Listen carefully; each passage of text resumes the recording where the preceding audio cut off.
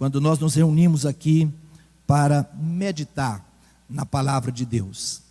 A igreja de Campinas, ao longo da sua história, sempre foi uma igreja que valorizou esses cultos de ensinamento da Bíblia Sagrada, tanto o culto de terça-feira, quanto a escola bíblica dominical. Por isso que é uma igreja sólida, graças a Deus por isso. Abra a sua Bíblia comigo na carta que o apóstolo São Paulo escreve aos Romanos, capítulo de número 11.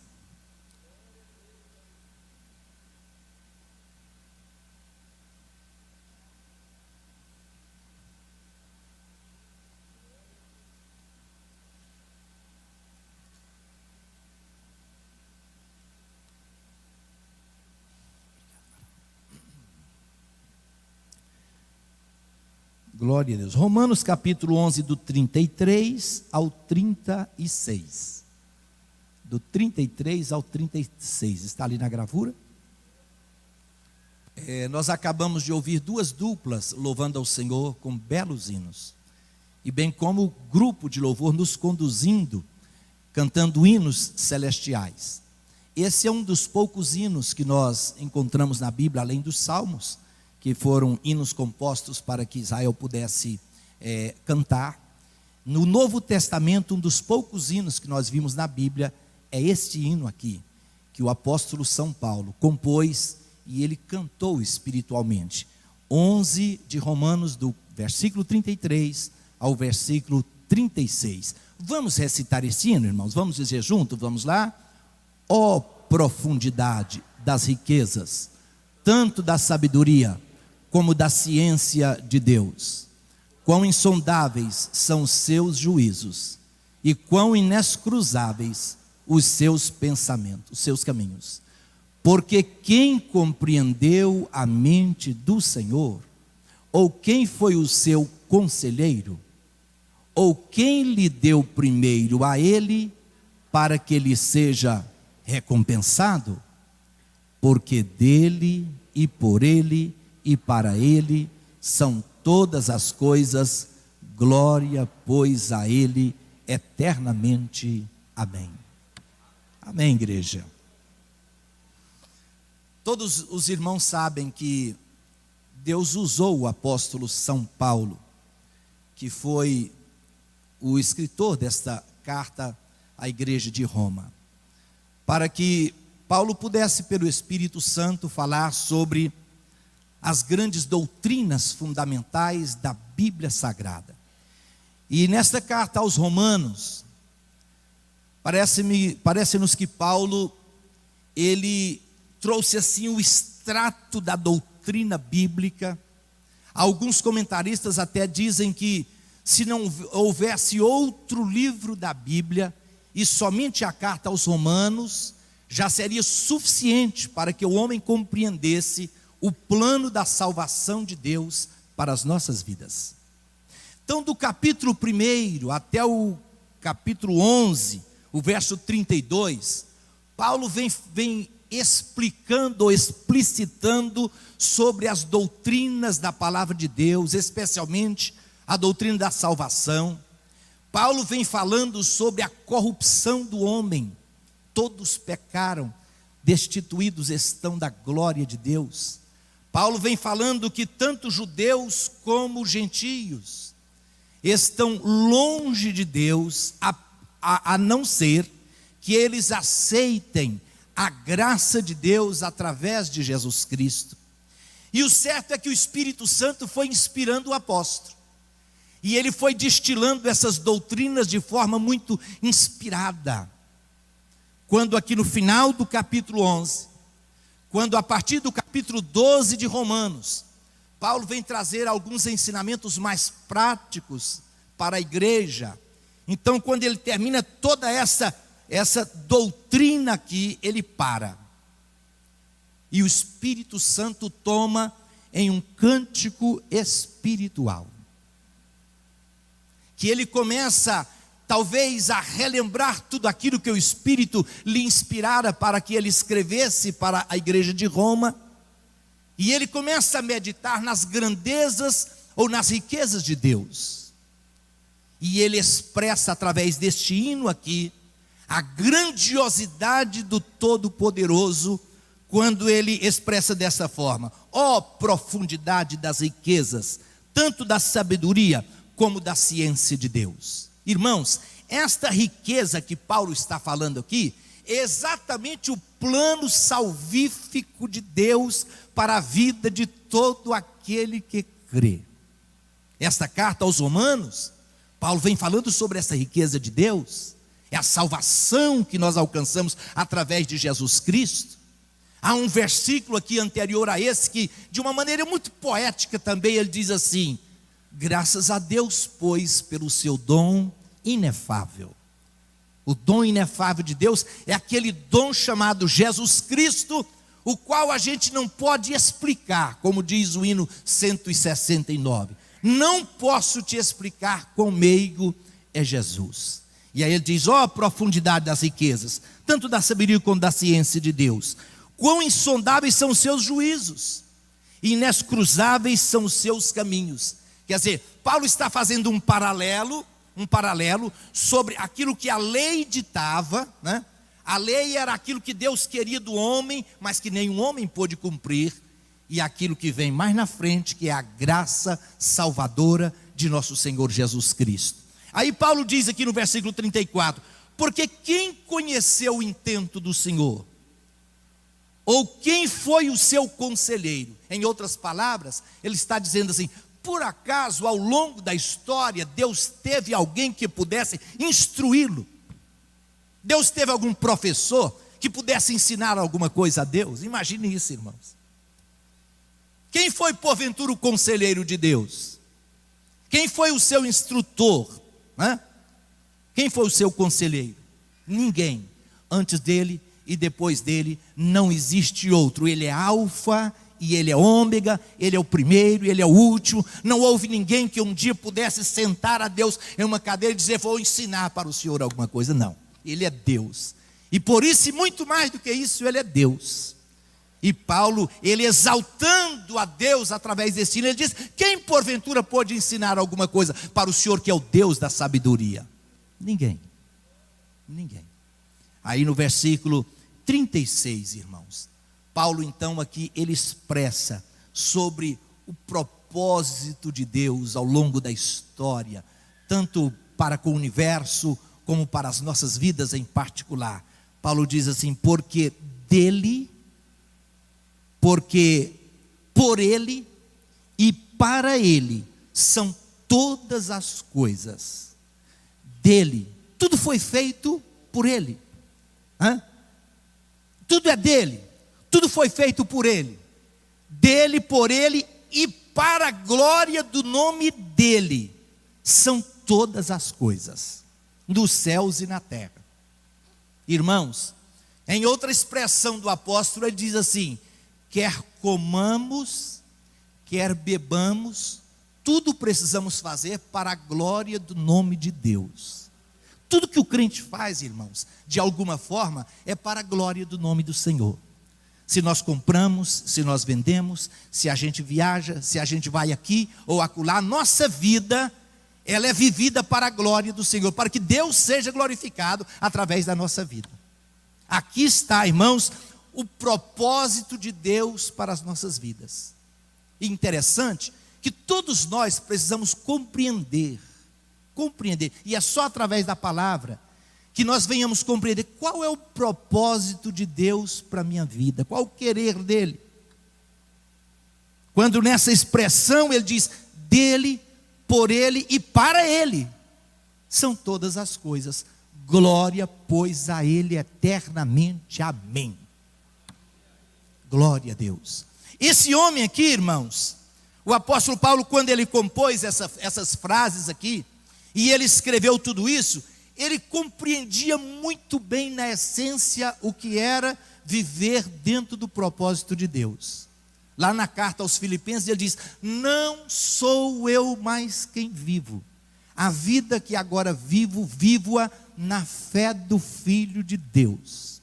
Paulo chegou na carta aos Filipenses a ponto de dizer assim: eu de alguma forma eu estou em aperto, que o meu desejo agora é estar com o Senhor. Eu queria estar lá no céu, eu estou em aperto.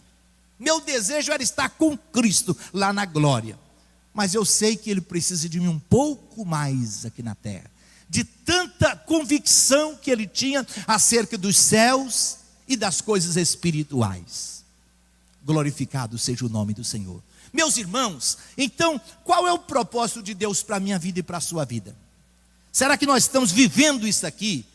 Tudo vem através de Deus, para a glória do nome dEle, e eu vivo normalmente porque Ele tem me permitido viver, e eu preciso entender esse propósito dEle para a minha vida. Alguém diz assim: a única maneira do crente viver é debaixo do propósito de Deus, porque se não viver debaixo do propósito de Deus, tão somente a gente existe e não vive. Uma coisa é viver debaixo do propósito de Deus, outra coisa é existir, talvez como evangélicos. Coisa boa, irmãos, é quando nós temos uma sensação interior dentro do nosso coração, em pensar assim: eu estou vivendo dentro daquilo que é o propósito de Deus para a minha vida, é o querer dEle para a minha vida, eu estou vivendo debaixo disso.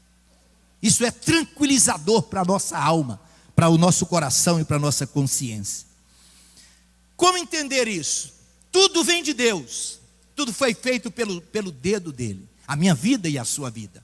Eu quero dizer para a igreja o seguinte: dentro deste texto, a minha vida e a sua vida nunca foi e não será um acidente de percurso. Às vezes nós pensamos que nós viemos a este mundo de maneira assim muito aleatória, foi por um acaso que nós viemos a existir, que nós nascemos. Não, Senhor, de jeito nenhum.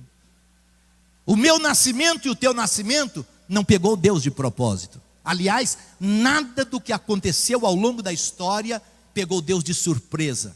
Alguém pensa que a vinda de Jesus ou a morte de Jesus Cristo surpreendeu a Deus? Não, senhores, tudo isso estava pré-determinado lá no início da raça humana. Estava tudo dentro do script de Deus. Nada pega Deus de surpresa, não. E o seu nascimento, o dia em que você nasceu, o dia que você veio a existir, pode ser que algum de nós que estejamos aqui dentro desta igreja, talvez nós viemos a este mundo até sem o querer dos nossos próprios pais. Os próprios pais não estavam esperando a nossa vinda a este mundo, mas Deus não. Deus já escrevia na história que você nasceria, que o seu biotipo seria exatamente esse, né? Alguém aqui pode dizer assim: ah, pastor, eu não gosto muito do meu corpo, ou do meu cabelo, ou do meu nariz, ou da minha boca, ou do meu rosto. Saiba que Deus te fez do jeito que você é. Foi Ele que te fez assim. Lá no Salmo 139 diz que nós fomos entretecidos. Eu não sei se o termo está certo, né? Mas quando ainda informe lá no ventre da nossa mãe, Deus estava formando os nossos olhos, os nossos ossos, e entretecendo cada um dos nervos, e nos formando da forma que Ele quis. Então nós não somos um acidente de percurso. Deus não ficou surpreso com o nosso nascimento. Podemos não ser planejado por nenhuma pessoa aqui desta terra, mas por Deus sim. Deus planejou cada detalhe. Quero que você saiba disso, do seu corpo. Cada detalhe do seu corpo. A cor dos seus cabelos, dos seus olhos. Foi Ele que planejou. A cor da sua pele. Foi Ele quem planejou. Ele planejou a sua vida. Deus planejou a sua personalidade. Ele planejou a minha e os meus e os seus talentos naturais que nós temos, que porventura temos. Foi tudo planejado por Ele. Do jeitinho que acontece na nossa vida. Toda a nossa vida, o tempo da nossa existência. Há pessoas que vivem 20 anos, outros 30, outros 40, outros 90, outros 100. Deus, quando Ele nos formou, Ele já planejou dentro do seu propósito eterno quantos seriam os dias da nossa vida. É por isso que o salmista diz: Senhor, ensina-me a contar os meus dias, de tal maneira que eu alcance coração sábio. Não pensa os irmãos: Deus vai nos formar e dizer assim: eu não sei se esse vai viver 30 ou 40 ou 50. Não, tudo está escrito dentro do seu livro eterno. Nada pega Deus de surpresa. Ele é Deus. Ele é Senhor das nossas vidas. Glorificado seja o nome do Senhor Jesus. Deus planejou onde nasceríamos, quais pais que nós teríamos, a família onde nós teríamos que nascer. Foi tudo planejado por Deus. Até pessoas que porventura foram frutos de estupro. Deus tem um propósito na vida delas. Alguém pode dizer: não, isso aí é uma escória da sociedade. Não, senhores. Não, senhores. Quem cometeu isso vai pagar diante do Senhor. Mas a pessoa que nasceu, Deus tem um propósito na vida dessa pessoa. Irmãos, esse Deus é maravilhoso. É por isso que Paulo, ele descreveu a profundidade. Eu não sei entender muito bem todas as coisas acerca de Deus, mas Paulo diz, eu sei que o Senhor nunca teve um professor, porque nunca pôde ensinar o Senhor alguma coisa além daquilo que o Senhor sabe. É exatamente por isso que Ele é soberano sobre as nossas vidas. Nós somos dele, nós somos de Deus. O dia em que nós nascemos estava escrito lá nos céus de Deus, estava escrito no seu livro, estava dentro do seu propósito eterno. Você pode glorificar a Deus por isso, meu irmão? Bendito seja o nome do Senhor. O que é viver debaixo do propósito de Deus? Como é que nós podemos dizer, eu estou vivendo debaixo do propósito de Deus? É aprender, primeiramente, é quando nós aprendemos a conquistar a nós mesmos, ou a moldar a nossa vida, o nosso caráter, dentro daquilo que Deus quer. Perguntou-se um líder, qual o aspecto mais difícil da sua liderança? Ele diz, o aspecto mais difícil da minha liderança é liderar a mim mesmo. É o nosso eu. É esse querer que nós temos, submeter isso ao querer de Deus. É cumprir isso que o apóstolo escreveu. Não vivo mais eu. Não sou eu quem manda em mim. Quem manda em mim é o Senhor. Ele que dirige a minha vida. É por isso que nós o chamamos de Senhor da nossa vida. Glorificado seja o nome do Senhor para sempre. A coisa mais difícil que nós precisamos entender é quando nós aprendemos a conter os nossos desejos por meio da nossa razão. Pensar antes de às vezes nós esboçarmos os nossos desejos, né? Isso é o domínio da nossa mente. A nossa mente é essa parte da nossa alma aonde nós ganhamos as batalhas e às vezes nós perdemos batalhas também. Quantos de nós aqui, todos nós sabemos de cor o que está escrito lá em Filipenses 4, capítulo 4, verso 8. Irmãos, tudo aquilo que é puro, tudo aquilo que é justo, verdadeiro, fiel, se há algum louvor ou alguma virtude, nisso pensai. Não é assim? Capítulo 4, verso 8 de Filipenses. Todos nós sabemos esse versículo de cor. Tudo que é puro, tudo que é justo, tudo que é verdadeiro, nisso pensai. Mas de repente, irmãos, se nós não vigiarmos, de repente a gente se acha deixando a nossa mente se encher de coisas que às vezes não é o querer de Deus. O querer de Deus é que a minha mente e a sua mente, aqui, aonde eu e você ganhamos as batalhas, ganhamos ou perdemos as batalhas, a nossa mente esteja cativa ao Senhor, pensando em coisas puras, em coisas justas, em coisas amáveis, em coisas verdadeiras. Eu disse que para nós entendermos o querer ou o propósito de Deus, nós precisamos começar com uma mente voltada ou cativa à vontade e o querer de Deus para nós. Talvez o Espírito Santo tenha trazido alguém aqui, que você tem deixado a sua mente vaguear, e tem pensado em coisas que às vezes não tem agradado a Deus. Quem sabe quando nós deitamos a nossa cabeça no nosso travesseiro, a gente deixa a mente vaguear em pensar certas coisas que o Espírito Santo de Deus não quer. Alguma escória ou algum lixo que porventura pode invadir a nossa mente. E Deus nos traz hoje para dizer para nós, meu filho, minha filha, eu quero que você viva debaixo do meu propósito. E ganhe essa batalha na tua mente. Ganhe essa batalha na tua mente. Eu quero pedir ao Espírito Santo de Deus, e eu quero que você peça também, para que o Espírito Santo faça uma verdadeira lavagem em nossa mente hoje, para que nós venhamos ganhar a batalha, a começar daquilo que invade o nosso pensamento. Lá em Gênesis capítulo 6, verso 5, diz que a imaginação dos pensamentos do homem desde lá do início da raça humana era má continuamente. E se nós não tivermos cuidado, a gente deixa esses pensamentos maus, maliciosos, porventura invadir a nossa mente. Pensamento de pessimismo, pensamento de inveja, pensamento de maldade e coisas similares a essas. Que o Espírito Santo de Deus trabalhe na mente de cada crente aqui hoje, de cada um de nós, para que a nossa mente seja verdadeiramente pura, amável, de boa fama, só alojando aqui coisas boas, coisas que edificam. Porque quando acontece assim, aí as nossas palavras, elas, com certeza, elas reverberarão isso. Não sei se eu falei o termo certo. Quando é que nós cumprimos o propósito de Deus? Quando nós dominamos o nosso temperamento. Esse temperamento, que nós nascemos com ele. E diz que com o temperamento que a gente nasce, a gente morre. O caráter, o nosso caráter, ele se transforma. O nosso temperamento, ele se molda através do Espírito Santo. O que é temperamento, pastor? É o domínio próprio que Paulo diz lá em Gálatas capítulo 5, né? Fruto do Espírito Santo, domínio próprio.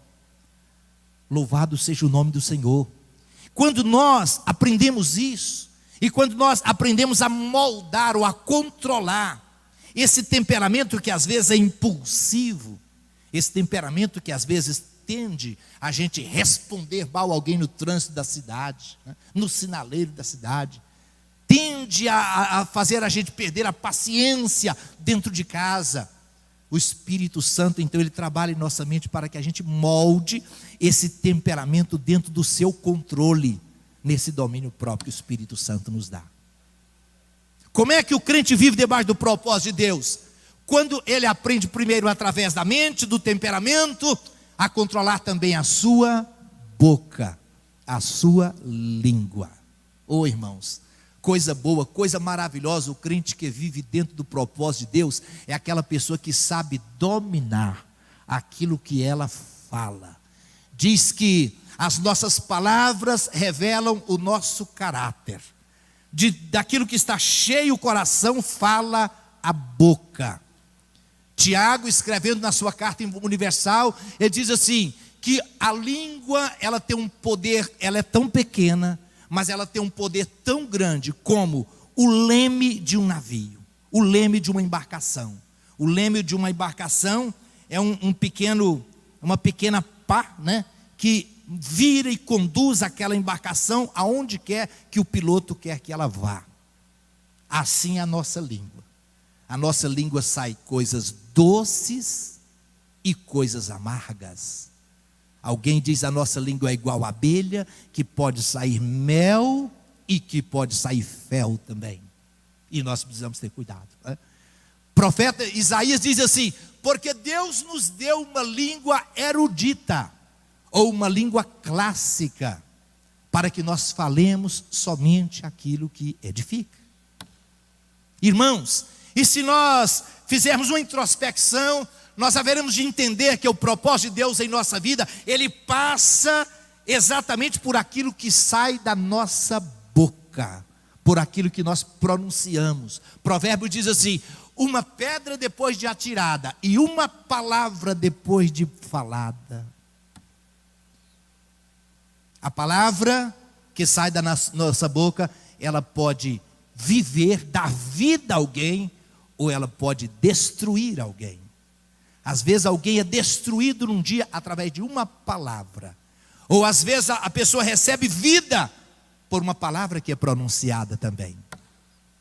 Ei Deus, vamos fazer igual a palavra de Deus diz. Senhor, coloca um freio na minha boca, para que eu possa falar somente aquilo que lhe apraz.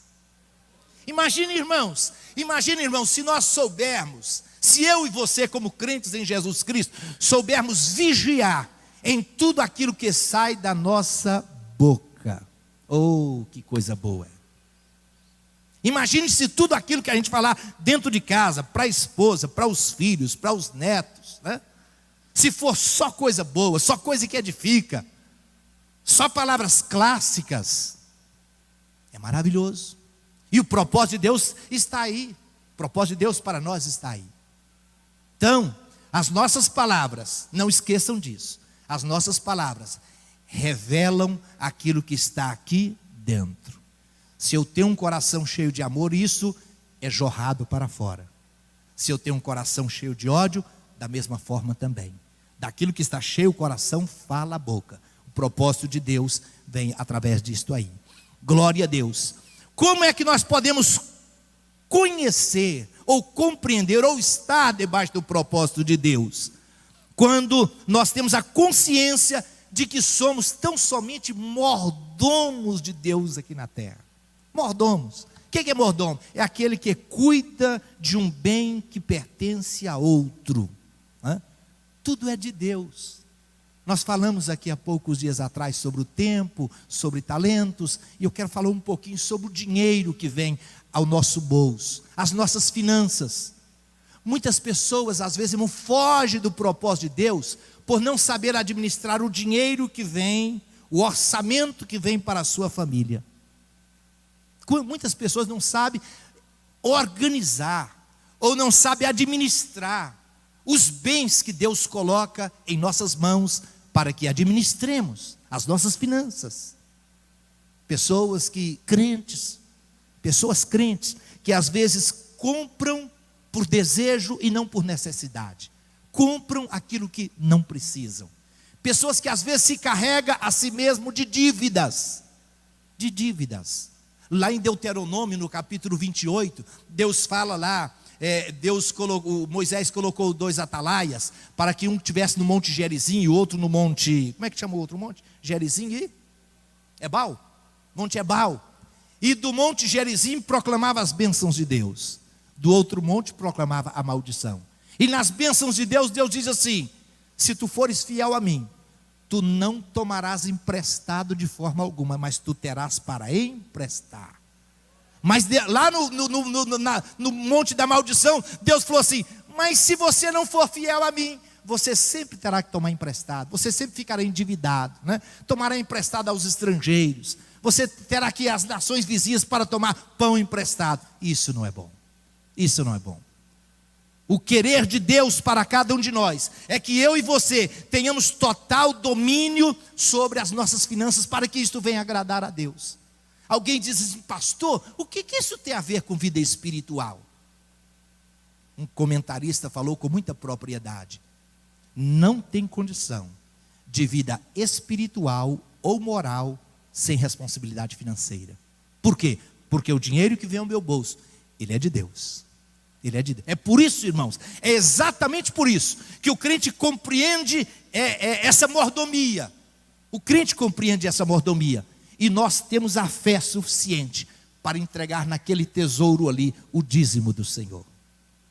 Como diz o profeta Malaquias. Nós falamos aqui na terça-feira atrasada sobre o profeta Malaquias. Trazei os dízimos à casa do Senhor e fazei prova de mim, para que haja mantimento em minha casa, e fazei prova de mim.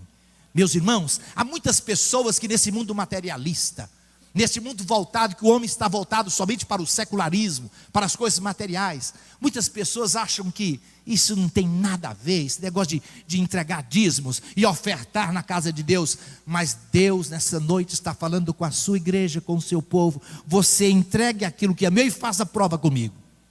Faz uma prova comigo, vê se eu não vou abrir as janelas dos céus. O dízimo, os nossos dízimos e ofertas são bênçãos de Deus para esta vida, para os dias que nós passamos aqui nessa vida.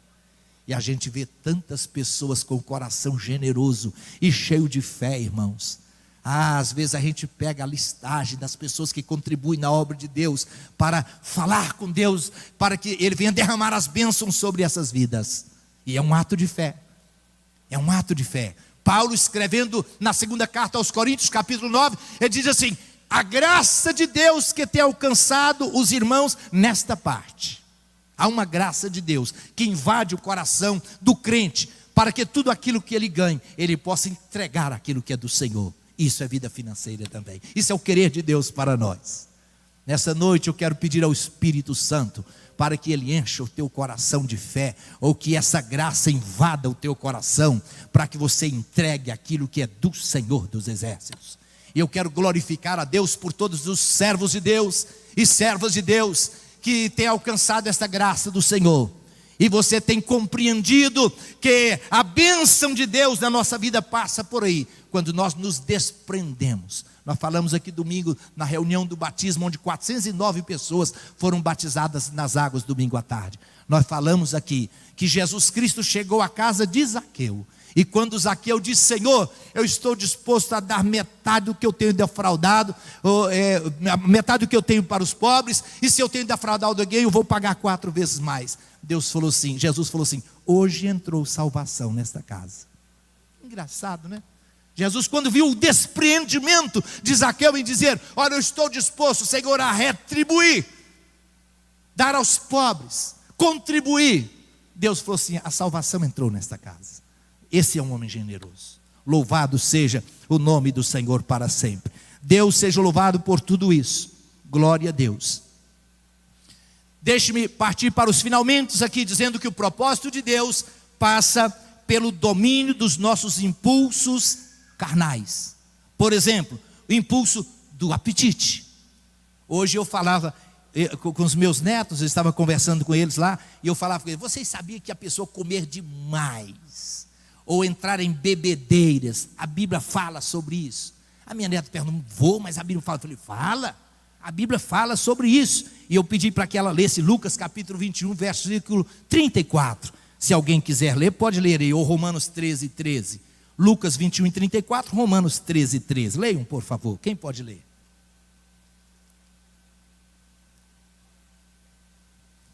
O querer de Deus, irmãos, atinge todas as áreas da nossa vida.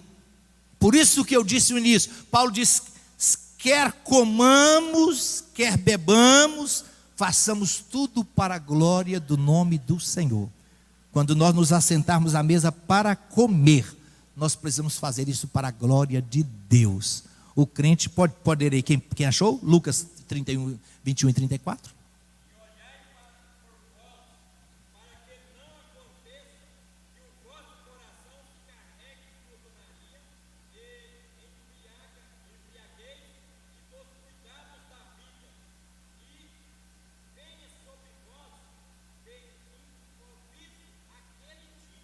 Cuidado para que os vossos corações não se carreguem de glutonaria e bebedeiras, e venha sobre vós de improviso aquele dia. Olha o que Deus falou. Parece que não tem nenhum versículo desse na Bíblia Sagrada. Cuidado, o vosso coração fique pensando só em banquete, bebedeira e glutonaria, e comer muito, e comer demais da conta, e levar a vida só desse jeito. Lembram quando o Senhor falou sobre os dias anteriores ao dilúvio? Diz assim: os dias anteriores ao dilúvio, as pessoas comiam, bebiam, casavam e davam-se em casamento. Quer dizer, as pessoas só preocupavam com essas coisas aqui da terra. Quantas pessoas que se reúnem, famílias que se reúnem para comer, e nem agradecer a Deus não agradece. O Deus que colocou o pão sobre a nossa mesa. E aí ele diz: cuidado para que os vossos corações não se carreguem de glutonaria e bebedice, ou bebedeiras, e venha de improviso esse dia sobre vós. O outro texto, Romanos 13, 13.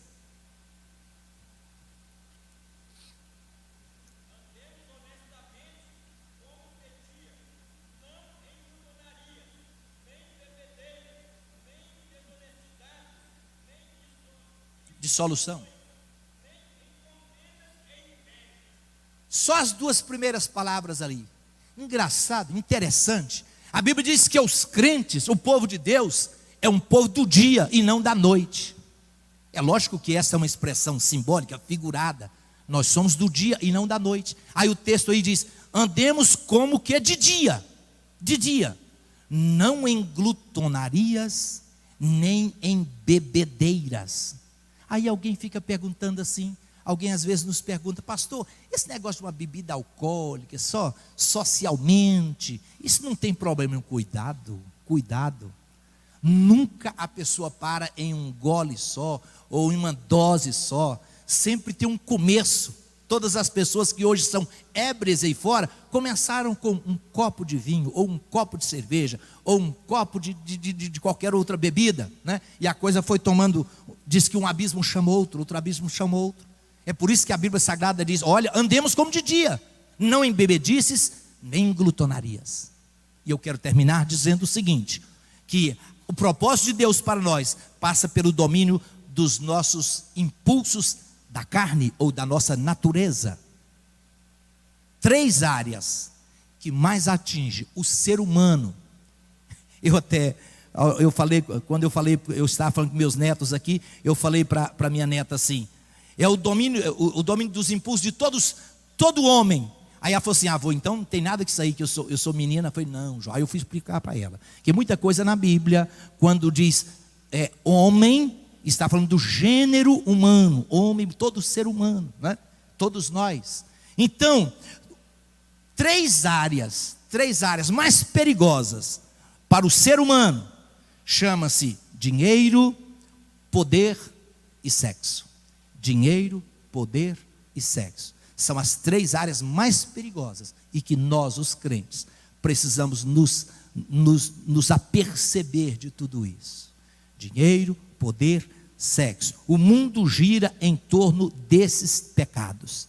E há muitas pessoas perdendo a batalha, porque estão caindo exatamente nesta área que muitas pessoas às vezes acham que não, vou brincar um pouquinho com o pecado e tal, e alguém diz assim, ninguém cai de uma só vez. Todo pecado às vezes ele acontece gradativamente na vida das pessoas, é através, escute isso, de um olhar, ou de um gesto, ou de uma conversa, ou de um clique no computador, né? Às vezes um clique no computador, através de uma convivência perigosa, através de uma amizade perniciosa, aí nasce o pecado, e nós precisamos entender isso, homens casados, mulheres casadas, rapazes solteiros e mulheres solteiras, precisamos ter cuidado, porque muita gente está perdendo a batalha nessa área sexual, são pessoas que constantemente estão na igreja, e às vezes vão fazendo concessões, de repente, a pessoa não dá conta de voltar mais, e é nesta noite que o Espírito Santo está falando conosco, sobre o propósito de Deus sobre as nossas vidas. Todos nós podemos ser tentados, mas nós precisamos ter todo o cuidado possível, para que alguma área que porventura seja vulnerável em nossa vida, a gente venha fortalecer, com leitura da Bíblia, com oração, com leitura de bons livros e com vigilância espiritual. Que Deus abençoe a amada igreja. Nessa noite, se porventura alguém tem falhado em alguma dessas áreas aqui, que você possa voltar. É uma noite de volta para o Senhor, e você compreender que tudo é dele, tudo é feito por intermédio dele, e tudo aquilo que nós fazemos é para a glória do nome dele. Só compensa viver, irmãos, aqui nesta vida, se nós vivemos para a glória do Senhor. Só isso. A nossa vida espiritual, a nossa vida cristã, a nossa caminhada cristã, só compensa se nós estivermos vivendo para a glória do nome do Senhor dos Exércitos. Queiram se colocar em pé em nome do Senhor Jesus, e que o Espírito Santo de Deus venha trabalhar na minha vida e na sua vida, para que nós entendamos o querer dele para nós. Fecha os teus olhos, você, meu irmão, minha irmã, profundidade das riquezas, tanto da sabedoria como da ciência. Tu és grande, ó Deus. Eu quero orar nesta hora, Pai Celestial, por cada crente que aqui veio dentro da tua casa hoje. Temos falado um pouquinho sobre o propósito do Senhor para a nossa vida, o querer do Senhor.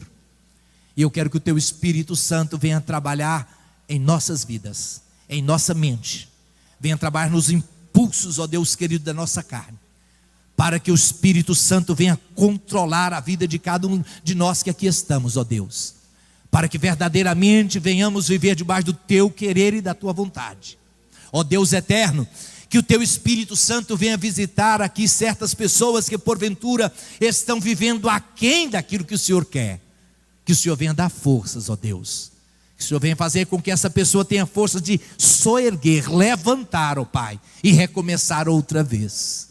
Amado Pai Celestial, Deus da glória, que o teu poder e a tua graça venham atingir a vida de cada crente nesta noite, no bendito e no eterno nome de Jesus Cristo. Há poder no nome de Jesus. É por isso que nós oramos e dizemos que tudo que nós fazemos é para a glória do teu santo nome, e fora disso o Senhor não está nesse propósito. Em nome de Jesus Cristo nós oramos. Amém, Senhor. Amém, igreja. Deus abençoe em nome do Senhor Jesus. Muito obrigado, pastor Oídes, por esta oportunidade. Amém.